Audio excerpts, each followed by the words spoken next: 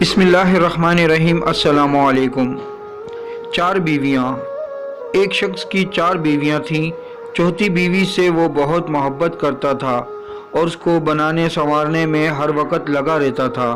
तीसरी बीवी से भी वो मोहब्बत करता था क्योंकि वो बहुत खूबसूरत थी।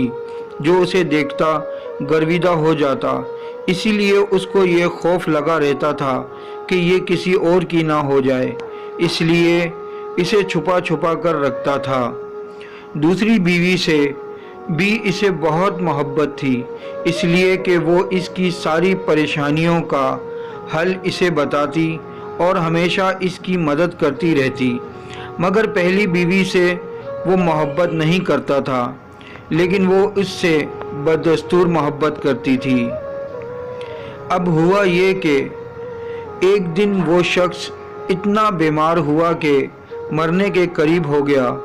इसने सोचा मेरे पास 4 बीवियां हैं, किसी एक को तो मरते हुए साथ ले जाऊं। इसने चौथी बीवी से कहा कि तुम मेरे साथ चलो, मैंने तुम पर इतनी तवज्जो दी और अपना माल भी तुम पर सबसे ज़्यादा खर्च किया। जवाब में उसने साफ साफ इनकार कर दिया। तीसरी बीवी से कहा तो उसने जवाब दिया कि दुनिया में अभी मेरे चाहने वाले बहुत हैं, मैं किसी की भी हो जाऊंगी। दूसरी बीवी ने कहा मैं सिर्फ कब्र तक तुम्हारे साथ आ जाऊंगी, मगर इससे आगे मैं नहीं आ सकती। अब ये बड़ा परेशान हुआ। अचानक पीछे से आवाज़ आई कि मैं तुम्हारे साथ कब्र तक चलूंगी, अगरचे तुमने कभी मेरी तरफ तवज्जो नहीं की। जब उसने पीछे मुड़कर देखा तो उसकी पहली बीवी थी, जो अदम तवज्जी और ग़ज़ा की कमी की वजह से बिल्कुल कमज़ोर हो चुकी थी, जिसके सबब कब्र में इसके किसी काम की ना थी। अब ये अफसोस करता रहा कि मैंने समझने में गलती की, अगर मैं इस पर तवज्जो देता तो आज ये कब्र में मेरी अच्छी रफ़ीक और साथी होती। वजाहत।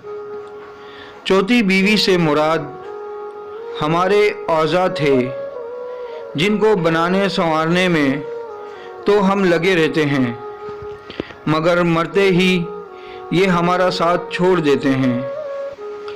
तीसरी बीवी से मुराद हमारा माल व मता, दौलत, जायदाद वगैरह है कि सारी ज़िंदगी लोगों से छुपा कर रखा, मगर मरने के बाद ये दूसरों के हो जाते हैं। दूसरी बीवी से मुराद हमारे अहल अयाल, रिश्तेदार और दोस्त अहबाब हैं। दुनिया में यही लोग हमारे काम आते हैं, हमारे मसाइल हल करवाते हैं। हम इनसे जितनी और जैसी चाहें मदद लेते रहें, मगर ये लोग भी ज़्यादा से ज़्यादा कब्र तक हमारे साथ रहते हैं। पहली बीवी से मुराद हमारे अमाल हैं, जो कब्र में साथ जाएंगे, लेकिन हम इनकी तरफ तवज्जो ना देकर कब्र के हकीकी दोस्त, रफ़ीक और साथी से महरूम हुए।